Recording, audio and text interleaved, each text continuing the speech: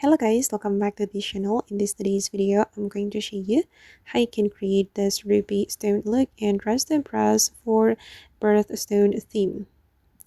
Okay, first of all, you can choose all these items and then you're going to make it ruby color. This is for the color hacks. Okay, just make them this ruby color and go to the dressing room, and you're going to go to the coats item and put on this dress, make it ruby color. Okay, remove the chains and then I'm going to make it this ruby color, and then for the material you're going to make it metallic. Okay, just like metallic for all the selection.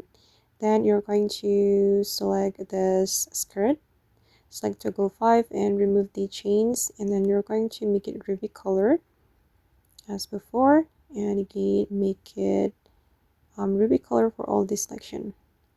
Okay, and you're going to put on this top, make it toggle 3, apply the ruby color, okay, and combine it with the sleeves from the weathered rose set, make it ruby color, and you're going to make it metallic for the first selection. Okay, I'm just going to make it metallic like this.